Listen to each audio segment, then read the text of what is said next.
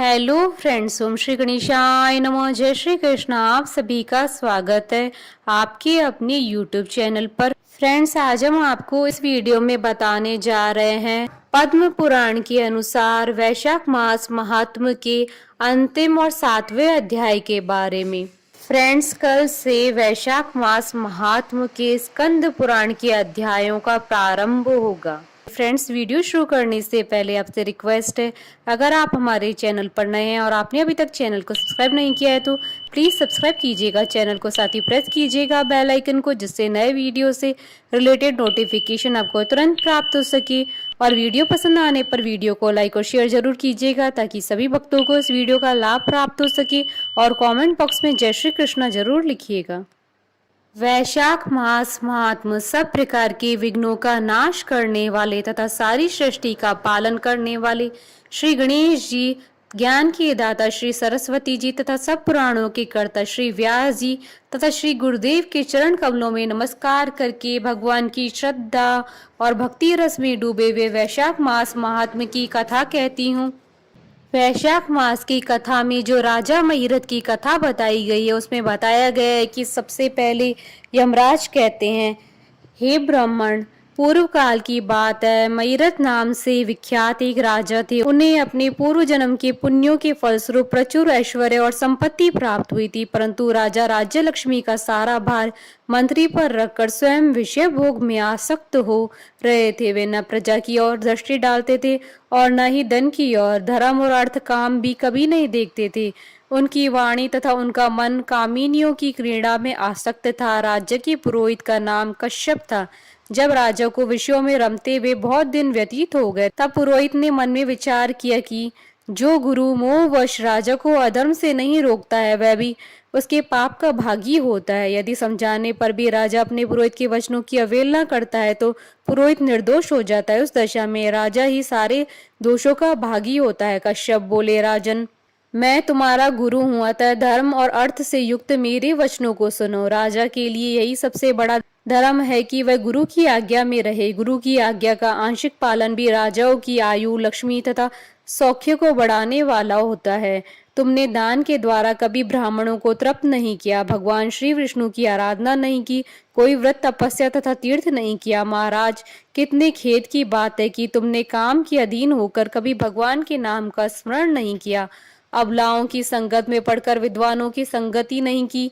जिसका मन स्त्रियों ने हर लिया, उसे अपनी विद्या, तपस्या, त्याग, नीति तथा विवेकशील चित्त से क्या लाभ हुआ। एकमात्र धर्म ही सबसे महान और श्रेष्ठ है, जो मृत्यु के बाद भी साथ जाता है। शरीर के उपभोग में आने वाली अन्य जितनी वस्तुएं हैं, ये सब यही नष्ट हो जाती है। धर्म की सहायता से ही मनुष्य दुर्गति से पार होता है। राजेंद्र, क्या तुम नहीं जानते, मनुष्य के जीवन का विलास जल की उत्ताल तरंगों के समान चंचल एवं अनित्य है।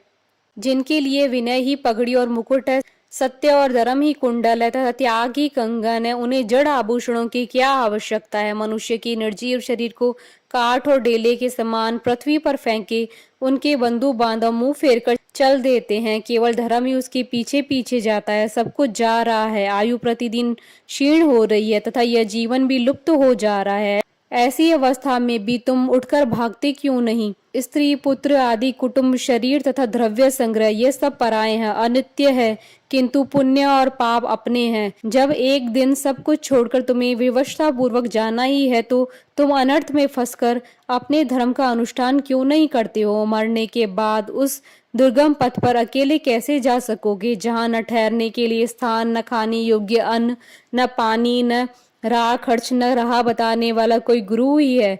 यहाँ से प्रस्थान करने के बाद तुम्हारे पीछे कुछ भी नहीं जाएगा, केवल पाप और पुण्य जाते समय तुम्हारे पीछे पीछे जाएंगे।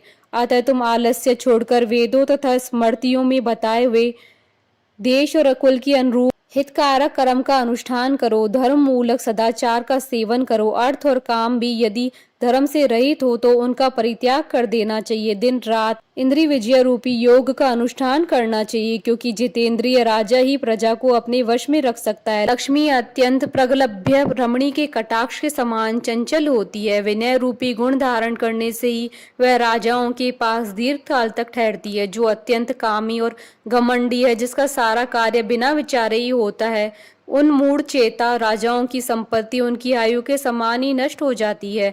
व्यसन और मृत्यु इनमें व्यसन को ही कष्टदायक बताया गया है। व्यसन में पड़े हुए राजा की अधोगति होती है और जो व्यसन से दूर रहता है वह स्वर्गलोक में जाता है। व्यसन व दुख विशेषता काम से ही उत्पन्न होते हैं, अतः काम का परित्याग करो। पापों में फंस जाने पर वैभव व भोग स्थिर नहीं रहते हैं, वह शीघ्र ही नष्ट हो जाते हैं। चलते रुकते जागते सोते समय भी इसका चित्त विचार में संलग्न नहीं रहता है, वह जीते जी मरे तुल्य है। विद्वान पुरुष विषय चिंता को छोड़कर समतापूर्ण स्थिर व व्यवहारिक युक्ति से परमार्थ का साधन करते हैं। जीव का चित्त बालक की भांति चपल होता है, अतः उसे बलपूर्वक काम लेना चाहिए। राजन, धर्म के तत्वदर्शी वृद्ध पुरुषों की बुद्धि का सारा ले पराबुद्धि के द्वारा अपने कुपथगामी चित्त को वश में करना चाहिए। लौकिक धर्म, मित्र, भाई, बंधु, हाथ पैरों का चलना, देशांतर में जाना, शरीर से कलेश उठाना तथा तीर्थ के लिए यत्न करना आदि कोई भी परम पद प्राप्ति में सहायता नहीं कर सकते। केवल परमात्मा में मन लगाकर उनका नाम जप करने से ही उस पद की प्राप्ति होती है। इसलिए राजन, विद्वान पुरुष को उचित है कि वह विषयों में प्रवृत्त हुए चित्त को रोकने के लिए यत्न करे। यत्न से वह अवश्य ही वश हो जाता है। यदि मनुष्य मोह में पड़ जाए और स्वयं विचार करने में असमर्थ हो जाए तो उसे विद्वान सुहृदों के पास जाकर प्रश्न करना चाहिए। वे पूछने पर यथोचित कर्तव्य का उपदेश देते हैं। कल्याण की इच्छा रखने वाले को हर एक उपाय से काम और क्रोध का निग्रह करना चाहिए, क्योंकि वे दोनों ही कल्याण का विघात करने के लिए उद्यत रहते हैं। हे राजन, काम बड़ा बलवान है, वह शरीर के भीतर रहने वाला महान शत्रु है। श्रेय की अभिलाषा रखने वाले पुरुष को उसके अधीन नहीं बोलना चाहिए, अतः विधि पूर्वक पालन किया हुआ धर्म ही सबसे श्रेष्ठ है। इसलिए तुम धैर्य धारण करके धर्म की आचरण करो।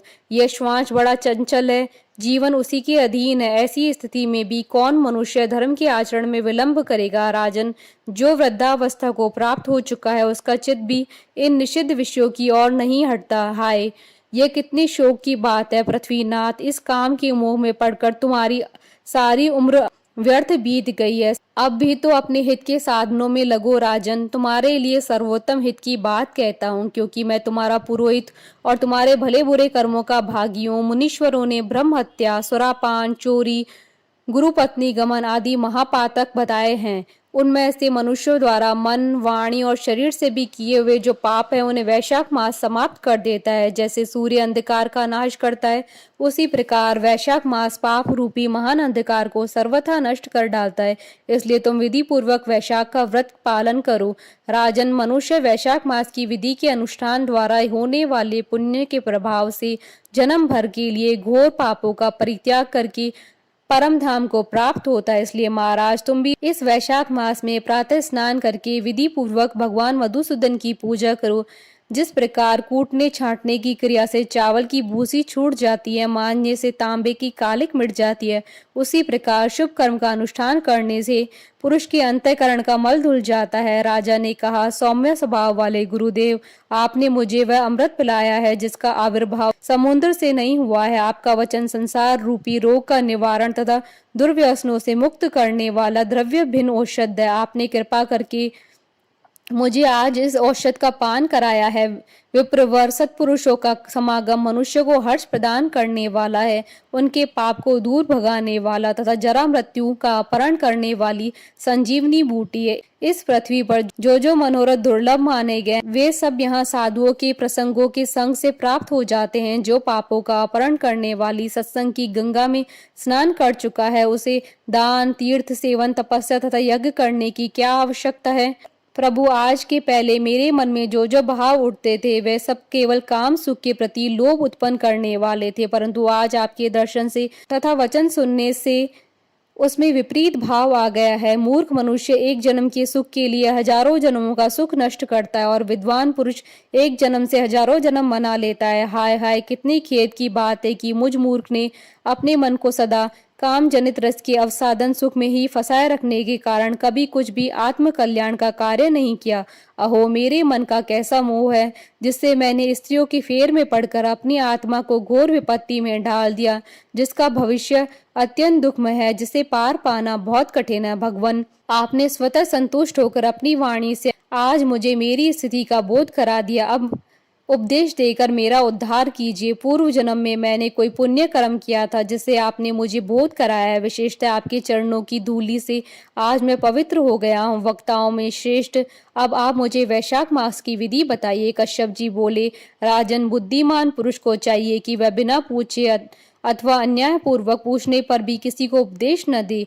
लोक में जानते हुए भी जड़वत अनजान की भांति आचरण करे, परंतु विद्वानों, शिष्यों, पुत्रों तथा श्रद्धालु पुरुषों को उनके हित की बात कृपा पूर्वक बिना पूछे भी बतानी चाहिए। राजन, इस समय तुम्हारा मन धर्म में स्थित हुआ है, अतः तुम्हें वैशाख स्नान की उत्तम व्रत का पालन कराऊंगा। तदंतर पुरोहित कश्यप ने राजा महिरथ से वैशाख मास में स्नान, दान तथा पूजन कराया। शास्त्र में वैशाख स्नान की जैसी विधि उन्होंने देखी थी, उनका पूरा पूरा पालन कराया। राजा महिरथ ने भी गुरु की प्रेरणा से उस समय विधि पूर्वक सब नियमों का पालन किया तथा माधव मास का जो जो विधान उन्होंने बताया वह आदर पूर्वक सुना। उन नृपश्रेष्ठ ने प्रातः काल स्नान करके भक्ति भाव के साथ पाद्य और अर्घ्य आदि देकर श्री हरि का पूजन किया तथा नैवेद्य का भोग लगाया। यमराज कहते हैं, ब्राह्मण, तत्पश्चात राजा के ऊपर काल की दृष्टि पड़ी। अधिक मात्रा में रति का सेवन करने से उन्हें क्षय का रोग हो गया था, जिससे उनका शरीर अत्यंत दुर्बल हो गया था। अंतोगत्वा उनकी मृत्यु हो गई। उस समय मेरे तथा भगवान विष्णु के दूत भी उन्हें लेने पहुंचे। विष्णु दूतों ने ये राजा धर्मात्मा है यूं कहकर मेरे सेवकों को डांटा और स्वयं राजा को विमान में बैठाकर वैकुंठ लोक को ले गए। वैशाख मास में प्रातः काल स्नान करने से राजा का पातक नष्ट हो चुका था। भगवान विष्णु के दूत अत्यंत चतुर होते हैं। वे भगवान की आज्ञा के अनुसार राजा महिरथ को नरक मार्ग के निकट से ले चले। जाते जाते राजा ने नरक में पकाए जाने के कारण घोर चित्कार करने वाले नारकीय जीवों का अंतर्नाद सुना। कढ़ा में डालकर औटाए जाने वाले पापियों का क्रदन बड़ा भयंकर था। सुनकर राजा को बड़ा विस्मय हुआ। वह अत्यंत दुखी होकर दूतों से बोले, जीवों के कराहने की यह भयंकर आवाज क्यों सुनाई दे रही है? इसमें क्या कारण है? आप लोग यह सब बताने की कृपा करें। विष्णु दूत बोले, जिन प्राणियों ने धर्म की मर्यादा का परित्याग किया है, जो पापचारी एवं पुण्यहीन, वे तामस्त्र आदि भयंकर नरकों में डाले गए हैं। पापी मनुष्य प्राण त्याग के पश्चात यमलोक के मार्ग में आकर भयानक दुख भोगते हैं। यमराज के भयंकर दूत उन्हें इधर उधर घसीटते हैं। वे अंधकार में गिर पड़ते हैं। उन्हें आग में जलाया जाता है। उनके शरीर में कांटे चुभाए जाते हैं। उनको आरी से चीरा जाता है तथा वे भूख प्यास से पीड़ित रहते हैं। पीव और रक्त की दुर्गंध के कारण उन्हें बार बार मूर्छा आ जाती है। कहीं खोलते हुए तेल में औटाए जाते हैं, कहीं उन पर मूसलों की मार पड़ती है और कहीं तपाए हुए लोहे की शिलाओं पर डालकर उन्हें पकाया जाता है। कहीं वमन, कहीं पीप और कहीं रक्त उन्हें खाने को मिलता है। मुर्दों की दुर्गंध से भरे हुए करोड़ों नरक है, जहाँ शरपत्र वन है, शिलापात के स्थान है जहाँ पापी शिलाओं पर पटके जाते हैं तथा वहाँ की समतल भूमि भी आग से तपी हुई है। इसके सिवा गर्म लोहे के, खोलते हुए तेल के, मैदा के, तपे हुए स्तंभ के तथा कूट शालमली नाम के नरक हैं।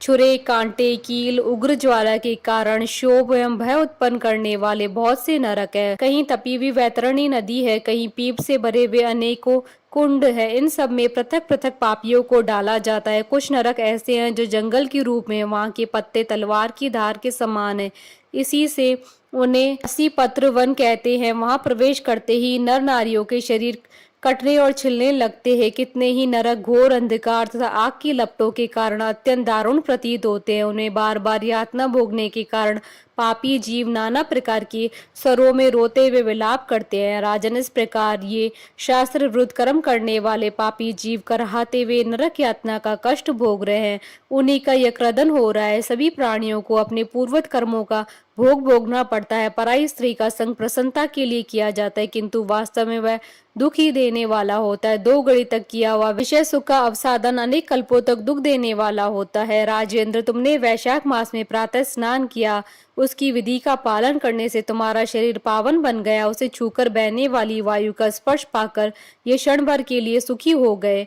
तुम्हारे तेज से इन्हें बड़ी तृप्ति मिल रही है। इसी से अब ये नरकवर्ती जीव कराहना छोड़ चुप हो गए हैं। पुण्यवानों का नाम भी यदि सुना या उच्चारण किया जाए तो वह सुख का साधक होता है तथा उन्हें छूकर चलने वाली वायु भी शरीर में लगने पर बड़ा सुख देती है। यमराज कहते हैं, करुणा के सागर राजा महिरथ के अद्भुत कर्म करने वाले भगवान श्री विष्णु के दूतों की उपयुक्त बात सुनकर द्रवित हो उठे। निश्चय ही साधु पुरुषों का हृदय मक्खन के समान होता है, जैसे नवनीत आग की आंच पाकर पिघल जाता है, उसी प्रकार साधु पुरुषों का हृदय भी दूसरों के संताप से संतप्त होकर द्रवित हो जाता है। उस समय राजा ने दूतों से कहा। राजा बोले, इन्हें देखकर मुझे बड़ी व्यथा हो रही है। मैं इन व्यथित प्राणियों को छोड़कर जाना नहीं चाहता। मेरी समझ में सबसे बड़ा पापी वही है जो समर्थ होते भी वेदनाग्रस्त जीवों का शोक दूर न कर सके। यदि मेरे शरीर को छूकर बहने वाली वायु के स्पर्श से ये जीव सुखी हुए हैं तो आप लोग मुझे इसी स्थान पर ले चलिए, क्योंकि जो चंदन वृक्ष की भांति दूसरों के ताप दूर करके उन्हें आनंदित करते हैं तथा जो परोपकार के लिए स्वयं कष्ट उठाते हैं, वे पुण्य आत्माएं संसार में वही संत है जो दूसरों के दुखों का नाश करते हैं तथा पीड़ित जीवों की पीड़ा दूर करने के लिए जिन्होंने अपने प्राणों को तिनके के समान निछावर कर दिया। जो मनुष्य सदा दूसरों की भलाई के लिए उद्यत रहते हैं, उन्होंने ही इस पृथ्वी को धारण कर रखा है। जहाँ सदा अपने मन को सुख मिलता है वह स्वर्ग भी नरक के समान है।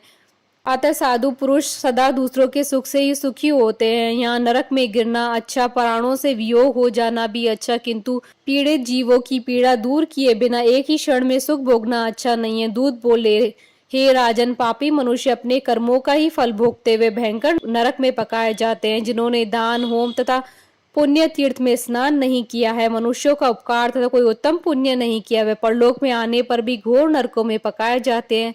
जिनका शील स्वभाव दूषित है, जो दुराचारी है, व्यवहार में निंदित है, दूसरों की बुराई करने वाले एवं पापी हैं, वे नरकों में पड़ते हैं। जो पापी अपने मर्म भेदी वचनों से दूसरों का हृदय विदीर्ण कर डालते हैं तथा जो पराई स्त्री के साथ विहार करते हैं, वे नरकों में पकाए जाते हैं। महाभाग भूपाल, आओ अब भगवान के धाम को चलो, तुम पुण्यवान होते, तुम्हारा यहाँ ठहरना उचित नहीं है। राजा ने कहा, विष्णु दूतगण, यदि मैं पुण्यात्मा हूँ तो इस महाभयंकर यातना मार्ग में कैसे लाया गया? मैंने कौन सा पाप किया था तथा किस पुण्य के प्रभाव से मैं विष्णु धाम को जाऊंगा? आप लोग मेरे इस संशय का निवारण करो। दूत बोले, राजन, तुम्हारा मन काम के अधीन हो गया था, इसलिए तुमने कोई पुण्य यज्ञ अनुष्ठान अथवा यज्ञ विशिष्ट अन्न का भोजन नहीं किया, इसलिए तुम्हें इस मार्ग से लाया गया। किंतु लगातार 3 वर्षों तक तुमने अपने गुरु की प्रेरणा से वैशाख मास में विधि पूर्वक प्रातः स्नान किया तथा महापापों और अति पापों की राशि का विनाश करने वाले भक्त वत्सल विश्वेश्वर भगवान मधुसूदन की भक्ति पूर्वक पूजा की।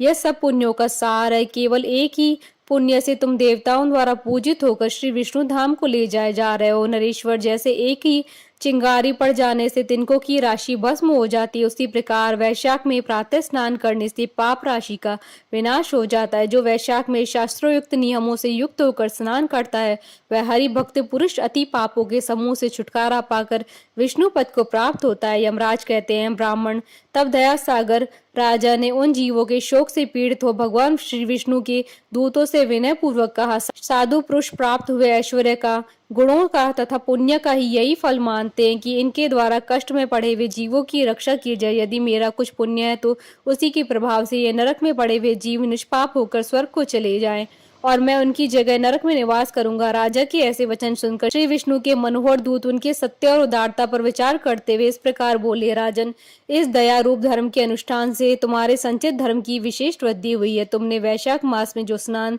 दान, जप, होम, तप तथा देव पूजन आदि कर्म किए हैं, वे अक्षय फल देने वाले हो गए। जो वैशाख मास में स्नान दान करके भगवान का पूजन करता है, वह सब कामनाओं को प्राप्त होकर श्री विष्णु धाम को जाता है। एक और तप, ध्यान और यज्ञ आदि की शुभ क्रियाएं और एक और विधि पूर्वक आचरण में लाया हुआ वैशाख मास का व्रत हो, यह वैशाख मास ही महान है। राजा, वैशाख मास के एक दिन का भी जो पुण्य है वह तुम्हारे लिए सब दानों से बढ़कर है। दया के समान धर्म, दया के समान तप, दया के समान दान और दया के समान कोई मित्र नहीं है। पुण्य का दान करने वाला मनुष्य सदा लाख गुना पुण्य प्राप्त करता है। विशेषतः तुम्हारी दया के कारण धर्म की अधिक वृद्धि हुई है। जो मनुष्य दुखित प्राणियों का दुख से उद्धार करता है, वही संसार में पुण्यात्मा है।